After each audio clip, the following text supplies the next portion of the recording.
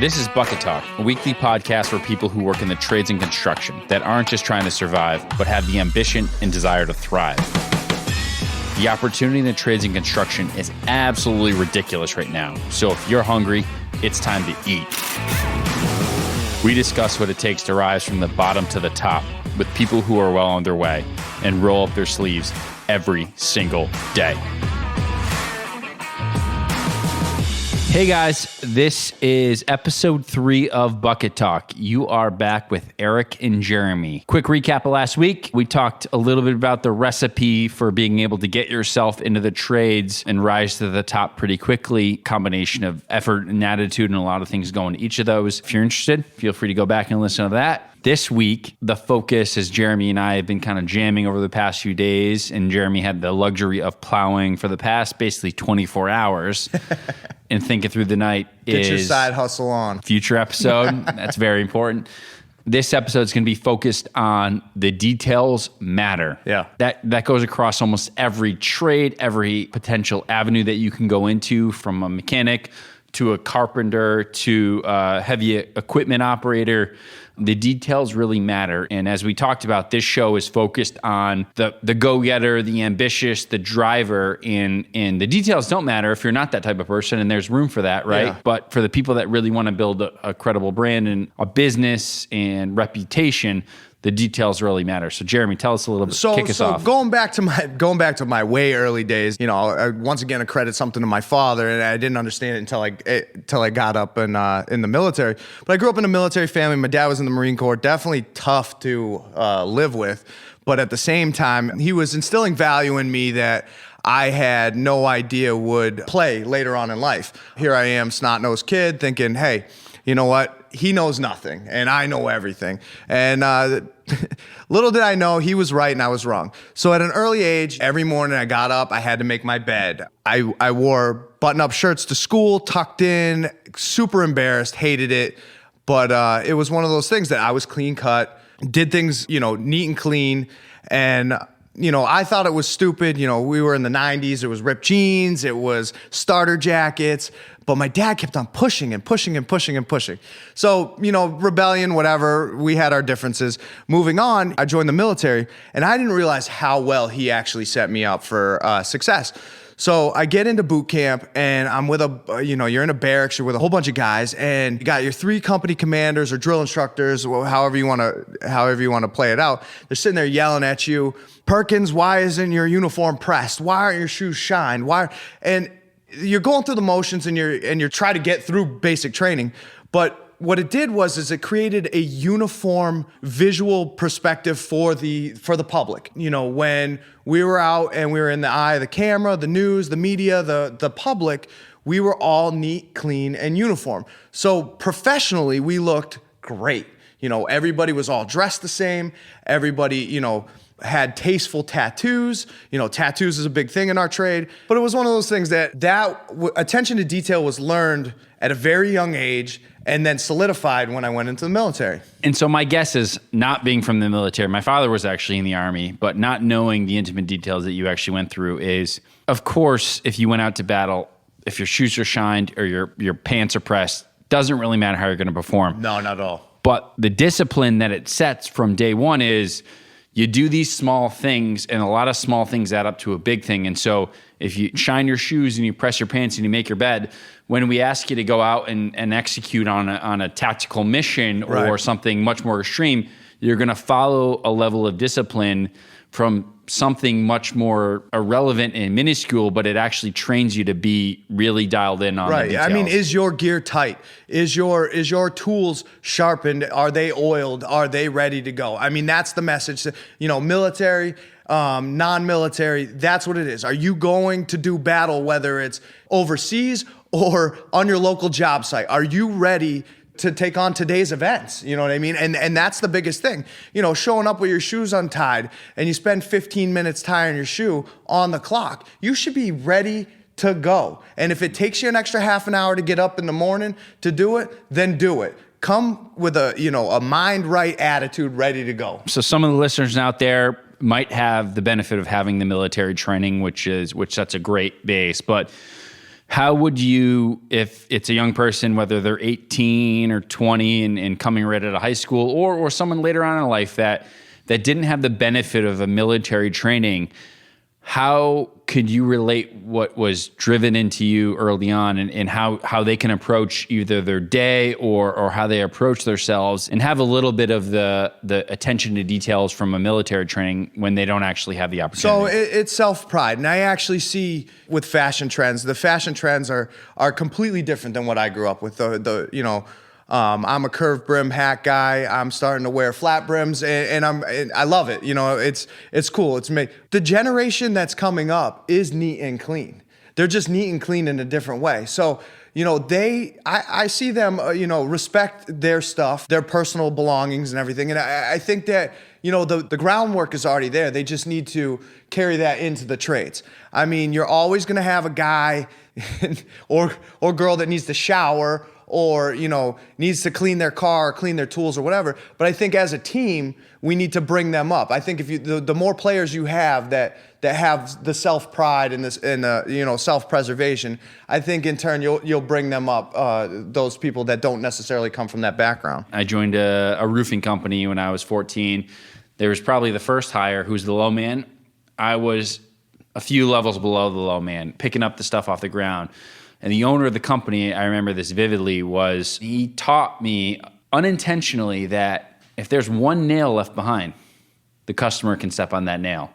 And so it was literally like, you get all the shingles, you get all the big stuff off, but if you leave one nail behind, and he had this magnetic roller at the end of the day, and he would be able to pick up the nails, and he'd come back after the first time, he'd be like, I found 5 nails. Customer could have stepped on that. Game over. And it was unusual because it taught me that we spent a week clearing a roof, redoing a roof, but if one nail's left behind, the entire job is scrapped because you basically ruined it. Well, Eric, being a mechanic, I know from experience, contractors, debris left behind. I mean, we plug tires daily, from bolts to, we've even had a screwdriver go through a tire. And we see it. They may not say it to the contractor, but when they come to us, they definitely, explain that they're definitely upset because now they're, they had to take time out of work because they've been driving through this construction site, day in and day out.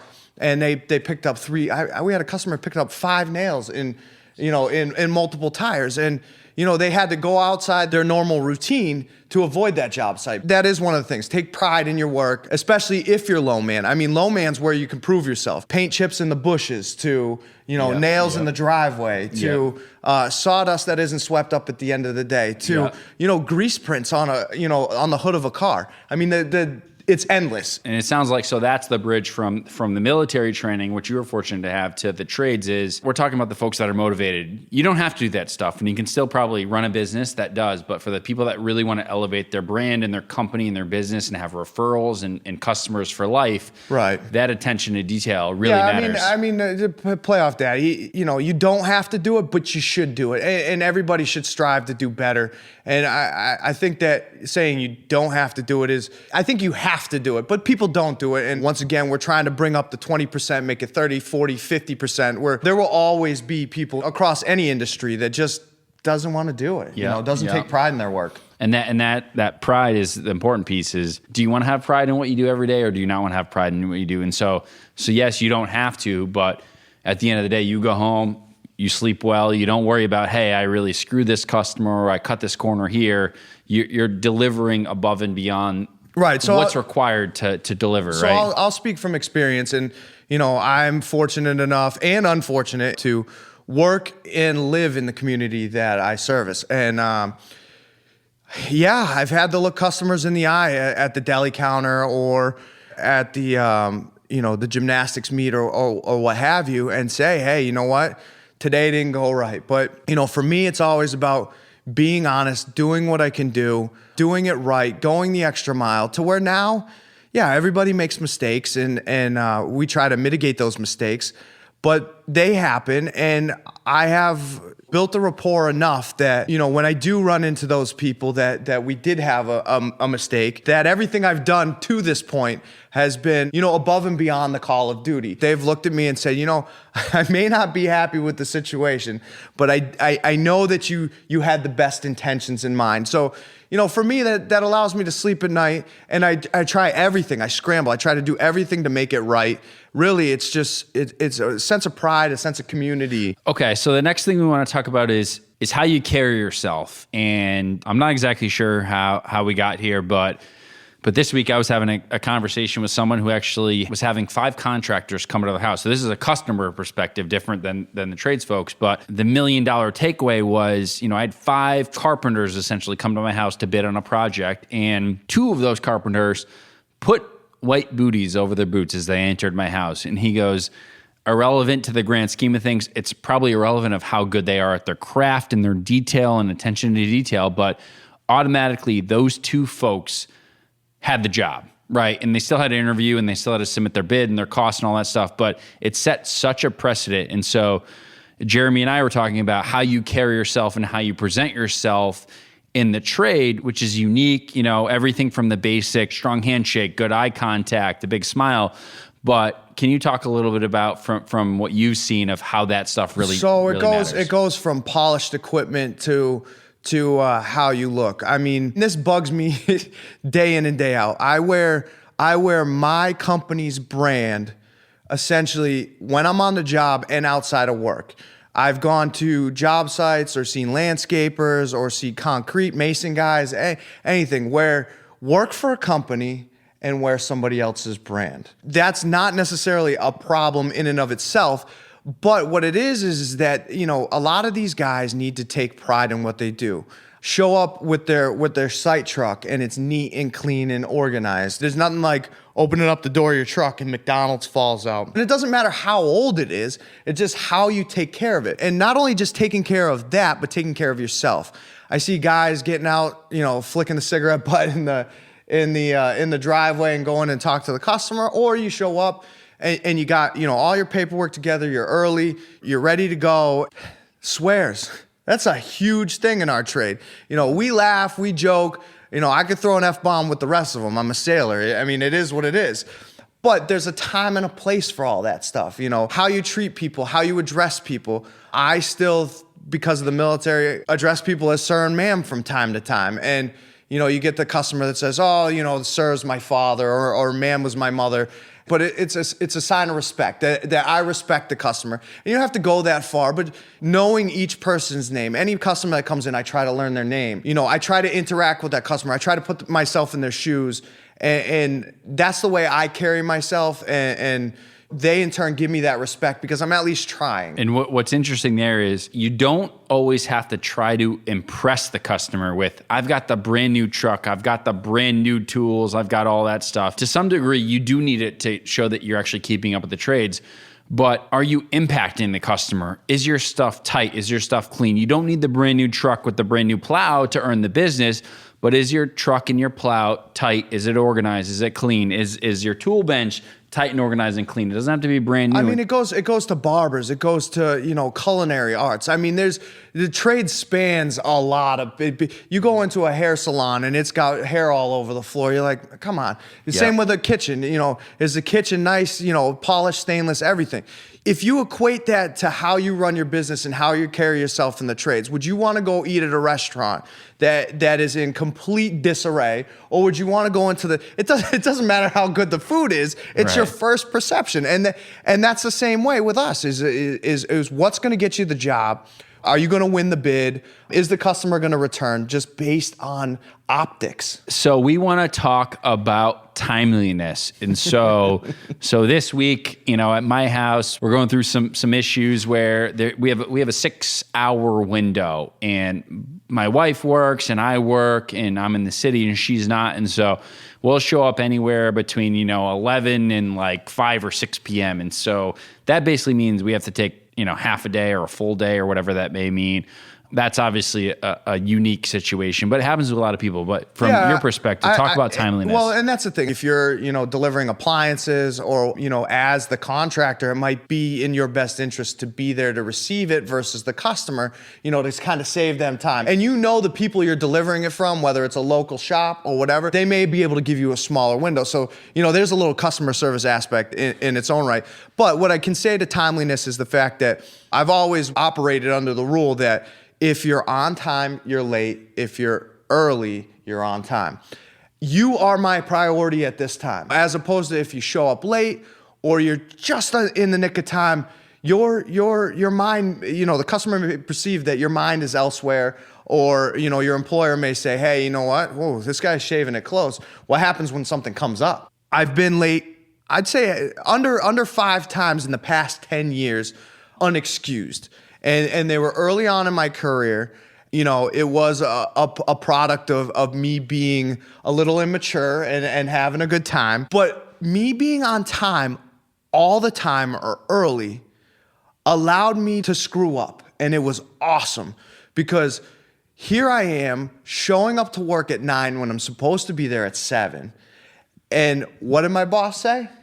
He laughed and said, don't let it happen again. So he gave me the benefit of the doubt because he knew that, it wasn't gonna happen all the time. No. It was a very rare occasion that you're 23 and you went out to the bar or the club or whatever, and you got the leeway. And those days are behind me. But what I'm saying is you always want your emergencies or your screw ups to be so minimal that when it actually happens, that there's really no repercussion for it. Mm-hmm. Whereas if you're always late and then you honestly, something happens, you overslept or the alarm clock didn't go off, your boss is like, well, this happens all the time. You know what I mean? Right, and you're like, but I'm serious. It happened. They're not going to believe you. Right. If you're always there on time and you give a genuine effort, you could work with a customer for 10 years, doing odd jobs around their house, and you're not there on time, and you show up and you say, hey, my kid was sick. They're gonna understand. That helps build relationships with our customers, employers, and just keeps yourself in check. You should take the timeliness, it sounds like, builds trust. Oh, absolutely. And then it gives you actually more leeway when you actually either have an emergency or not an emergency to actually say, this is out of character. It's either never going to happen again or it's going to happen very infrequently. Right. I mean, at that point, you don't even have to say it's out of character because your boss is sitting there going, geez, I wonder if Jeremy's all right. I wonder if he's alive. Yeah, exactly. Yeah. I mean, as opposed to, here we go again. So the next thing we want to hit on from the attention to details is, Jeremy was mentioning he's been at some job sites recently, visiting some buddies and some fellow trades, and a lot of these job sites have dumpsters, right? And so dumpsters are an unusual thing where you not only it's getting filled by all the different contractors at any job site. Absolutely. Sometimes you got some neighbors who are dumping stuff in there, but it's a good example of an attention to detail concept that Jeremy has some unique perspective on. Right. So, me being in the automotive field, we're like the barber shop. We would be a psychiatrist of the trades. I mean, we hear it all. But what's funny is I hear from a lot of customers saying that I have to get my dumpster dumped so many times. I see a lot of my building material that I paid for in the dumpster. They don't really have the balls, if you will, to get up there and confront their contractor. And there's two things. One, a dumpster dump is really expensive. Yeah. And it's even more expensive when you feel like your materials are being in there. When you have tires left over or anything that could be reused, the customer's like, well, why didn't you just put 2 tires on? I know that I had one good tire that, I had a flat recently. Why couldn't we use that tire?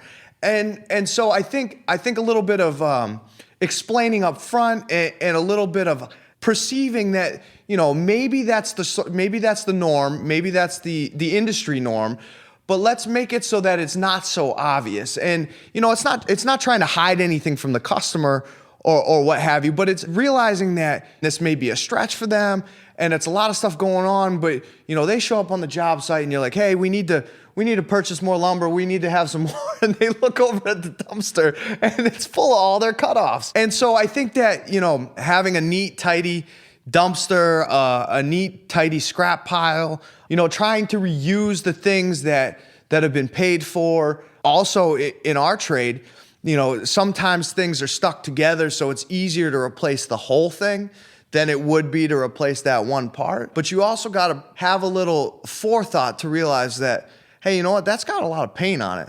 That might actually be new. You know what I mean? So they may have just had it replaced. So you really need to pay attention instead of backpedaling with the customer. Put yourself in their shoes, understand that this may not be an easy experience for them either. And it's interesting because coming from a layman's perspective, moved into a house a few years ago and showed up and there was a bunch of siding left over that probably someone should have thrown away. But I showed up and I said, this is great. I can either get a shed out of this. Little do I know, as I'm starting to put in a shed, it wasn't even enough to do like 2 rungs of the shed. So the contractor probably would have naturally thrown that away, but it actually made me feel like, wow, they left this behind for me. No, it's not enough to actually accomplish anything or replace anything, but it's the combination of attention to detail and also paying attention to the customer and saying, they might have come up to me and said, hey, listen, I've got a box of siding here. You've paid for it. It's not going to get you anywhere. Right. I'm happy to throw it away because it's going to sit underneath your deck. But if you want to keep it and give the customer the option to decide. And then I would have been like, wow, I would have felt really empowered and really great about that versus me showing up and seeing the dumpster and saying, they just threw away like a couple $100 worth of siding and not hearing the backstory. With no explanation. And exactly. I think that's the big thing. I have, 2-3 bundles of shingles in my basement. Well, you know what? I had a few shingles blow off. The roofing guy come over and he said, I can't match these up. And I was like, hey, I got to. And so he actually used what I had to match it and it was perfect. So it wasn't to get a deal or a discount from the guy who was doing the repairs. It was just to essentially make his job easier and to blend the roof and it looked great, So the next thing we want to touch on is billing your customers. So from the guy that actually is delivering the service, whether that's in the mechanic trade, from the carpentry, from a big bid at a high level, big iron job, is delivering a bill to a customer and not just saying, here's the bill, figure it out, deal with it. Well, there's 2 parts to it. And one is setting the customer up for the estimate. When they come in with the complaint, they say, I'm getting a grinding noise or I'm getting water in or whatever. You have the skill set and the mindset to understand, all right, this is kind of where we're going with this.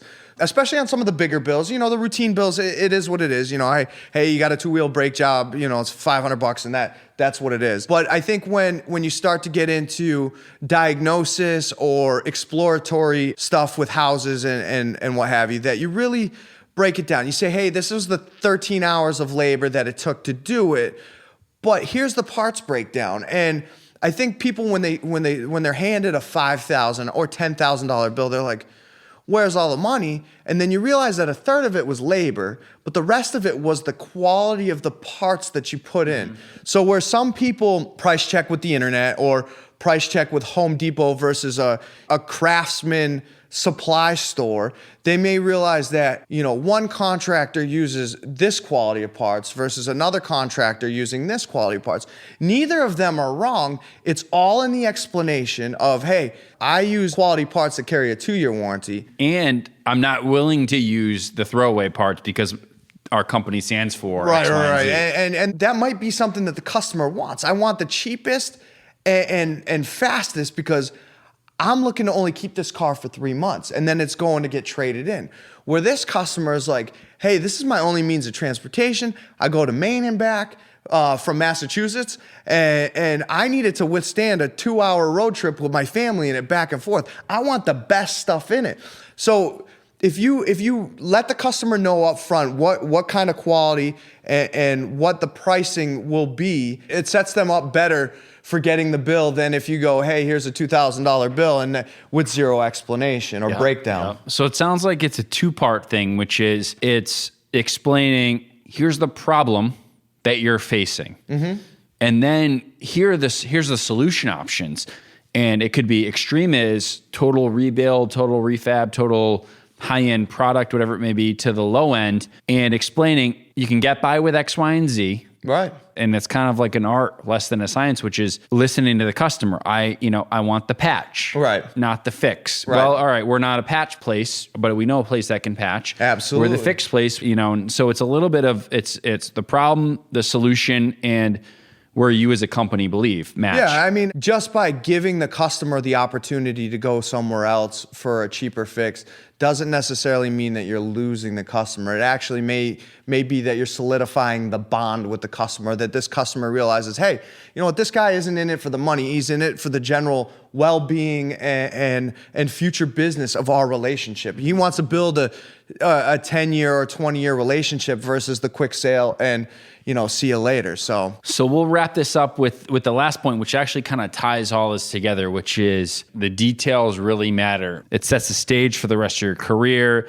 They always say you practice like you play. So if you set those attention to details early on, the rest of your career are going to follow that path. And of course, as we always talk about, we're trying to empower and motivate and impact the people that actually want to really move up and move on in the trades. And you can definitely get by with doing a lot less, but these are the things that'll help you move to the next level and stand out from the craft. Absolutely. These are things that have been able to help me identify with the customer and be able to navigate explaining what's going on and how we're going to achieve everybody's goal. And the more that you can relate to the customer, or the more the customer can relate to you and your craft, you come up with a better product. You're able to just understand each other, grow with each other, and that's why community is a big thing. I work in my community.